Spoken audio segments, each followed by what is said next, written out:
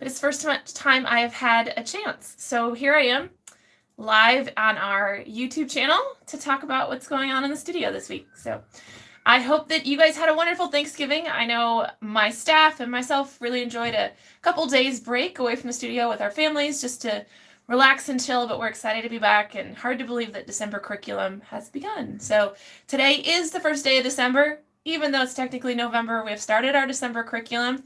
That way we can get all of our classes in and our curriculum wrapped up before the Christmas break. So just in case you were wondering and you're like, wait a minute, Allison, we usually take the 5th Monday or the 5th Tuesday off in a month, and it's the 5th Monday of November. The reason we went ahead and started instead of taking a day off is so that we can wrap up before Christmas. So that way none of you guys have to come back during the Christmas to New Year's, weird week where you don't know what day it is or what time it is or when you ate last or anything. So all that stuff. So I have a quick update with you guys. I've got all my notes written down. We're going to run through all the different classes that are happening in the studio and what they are doing this month and what they're doing this week. And then we'll go with just a couple housekeeping things and I'll let you guys go. So here we go. We are going to talk about multimedia first. So those are my kids who are in multimedia. Remember, those are the classes where we change our media, what we're working with every single month. So we started with chalk and oil pastels in September. We did clay in October. We just finished ink month. And now we are into watercolors, which are my personal favorite. So I'm very excited about this because they're just kind of my thing. So watercolors are deceptively hard. Like, you think they're easy, but they're not. They're very tricky. And they take a lot of practice to figure out what's going to happen when I put this brush on the paper, because it depends on how wet my brush is and how wet my paper is and what type of paper I'm using and how much pigment is there. What's the ratio of water to pigment, right? How saturated is my paper? Is this the 3rd layer I've put on it, or are there other factors in there? So we have to figure all of that out, and a lot of that's done by trial and error. So we've got 2 different projects happening in those classes. Our younger set, the K1s and 2nd, 3rds, they're going to be doing an under the sea type project. They will get to pick their subject, which is, we love to do that at Orange Easel. We don't like to say everyone's doing a turtle and then follow along while I draw a turtle and then you all do a turtle. That's not how that works here. So instead we give them just kind of a little bit of a framework, so that way it's not really big, but we're sticking with under the sea. So we're going to see some turtles and some angler fishes and probably some mermaids and probably some sharks and probably some fish that I've never even heard of. So whatever they want to do in their little undersea world, we will help them do that by looking at images for them and helping them draw and brainstorm it. So they will come up with their own concept and then work to execute it. We're going to do it in 2 steps though, because for watercolors they're kind of tricky. So they will paint their subject in their foreground separate from their background. Because if anyone who's played with watercolors before knows how tricky it is to keep those paints from running together. So we're going to do it on 2 separate sheets of paper, and then we're going to collage the 2 together. They will pick their subject, of course, draw it out, paint it in, and they'll do that dry, like wet watercolor on dry. So we'll do a combination of washes and glazes. And then on their background, it's going to be all wet on wet. So just this fun, abstract-y, swirl, watery background. So 2 different techniques that we're working in there that will then be combined into one piece of art. We're not doing any of that this first week, though, because we got to learn about the materials. So today, we had our first multimedia class actually for our homeschoolers, and tonight will be the first ones for our evening kiddos. And throughout the week, those kids are going to work through a series of different exercises on a gridded sheet of paper so that they can learn what a glaze is, what a wet on wet is, what dropping in is, how to erase, how to properly load my brush, how to get the right ratio of pigment to water so that I get the value of color that I'm looking for. All those things, right? So we're going to work through those different things with our younger kids and with our older kids. Actually, they'll do similar drills. Obviously, they look different when I'm dealing with a kindergarten than I'm dealing with a 6th grader, but it's the same process. It's the same drills I do with my grown-ups. So we're going to work through those so that they are familiar with the material before we dive into that project next week. Okay? My big kids, their project is a little bit differently. They're going to do a series of mini paintings. So those will be 4x6 paintings. They'll do 4 of them, and they're going to do a silhouette. So they've actually got to come up with a landscape and a silhouette, and then the background will be the sky, and that'll be done in watercolors as well. So they've got a little bit different challenge in their subject, and a little bit wider open challenge, whether their silhouette is urban, whether it's rural, whether it's, fantasy. What is it? So they'll be working through that and then coming up with different ways to paint their night sky, their sunset sky, their daytime sky, whatever it might be. All right, or fantasy sky, galaxy sky, I don't know. So they'll do wet on wet and dropping in techniques. Mostly there might be some glazing.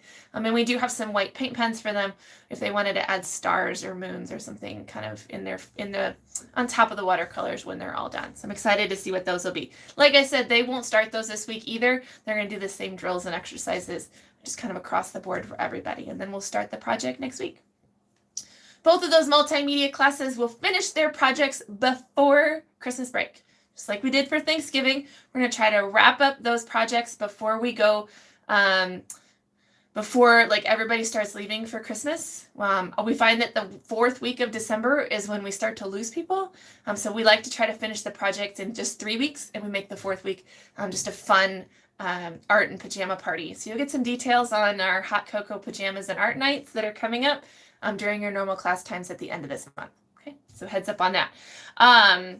Let's talk about sewing. So I love this month. Our sewing classes will be doing pajama pants.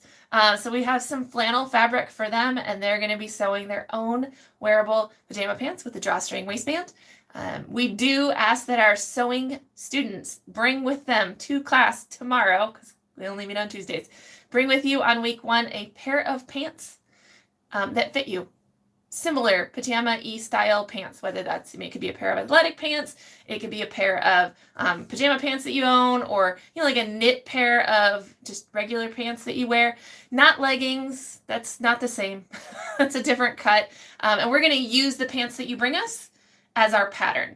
So that way we make sure that the pants fit your kid. Okay, so the pants that you bring will be returned to you in the same way that you bring them to us. We're not going to cut them apart or anything like that. We're just going to lay them there and trace around them. So we're going to use them for our patterns. So if you could bring a pair of pants that currently fit, that would be great. If you forget, we will use a pair of pants that somebody else brings that's similar in size to your kid. So we'll figure it out. Don't worry. So we're excited for that for those kiddos. I think that's their first wearable thing. They made an apron last month, but like clothes thing that they'll be wearing, which is super fun. All right. I've got my drawing class this week are going to be doing, okay, so Drawing 101 and Drawing 102 Realistic are actually doing the same thing, obviously on a very different level. They're going to be drawing presents. And sometimes we draw from observation and we set up a still life, or we get out a photograph. And then sometimes we draw from something in our brain. And this week is something from our brain. This is our imagination. This is something a picture that we conjure up in our brain and we put down on paper. And we're going to be drawing a stack of presents, whatever we imagine that to be. So for our younger ones, what we're really trying to get from them is that boxes are 3-dimensional, and that you can't, when you set a present down, you don't just see the front side. You also see the side or the top side, right? You see all the different sides. And then how do you draw those? So we're going to be using some 1-point perspective and some 2-point perspective in those classes to help give them those angles and those lines. Now, with our young ones, we might not actually get into vanishing points and setting all those lines and the precision of a ruler, but we're going to at least get the concept down. And we're going to start making some of those lines and those adjustments. For our bigger kids, though, we're definitely going to start putting vanishing points in and a horizon line and making sure all those lines mathematically line up so our stackable presents doesn't look like a Dr. Seuss tower. So they'll also be adding shadows and values. For our young ones, we will add color. For our older ones, we'll probably stick to ink or charcoal and do cross-hatching or stippling or whatever type of scribbling method that they want to add value to their drawing. Okay. And we probably won't use charcoal today for 102 or this week for 102 because the precision of it lends better to graphite or ink. Our anime class are working on facial expressions because they've been spending the last, 8 weeks on all the different elements in the human body, right? We did hands, we did feet, we did eyes, we did nose, we did mouth, we did hair. Well, when I start putting all of these features together, I get expression. So the combination of those things and how we lay them out on a face will give us the expressions and emotions that we're looking for. And so that's what they're going to be playing with today. And then my last thing is my preschool class. Sorry, I normally put my Post-its like up here so I don't look like I'm looking at my notes so much, but it's late in the day, people. I couldn't find any Post-its. So our fundamentals classes, they're going to be working with just kind of a winter theme. We spend about 2 months in winter themes, do December and we do January. So they're going to start a 3-part project of a winter landscape. They'll do the trees and a collage. It's mixed media, so they'll do collage, they'll do some cutting drills, they'll do, of course, some sparkles and sequins and things, and then it tops off with snow paint, which is a mixture of shaving cream and glue. I'll be sure to post it when we do it so that you can see what it looks like, because it's so cool. It's like a white, sparkly, puffy paint.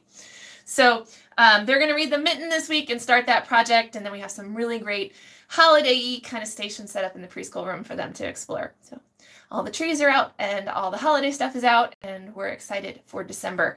My last notes I will put, those of you who are in the evening classes or in the homeschool classes, any of those classes that meet 4 times, so not fundamentals and not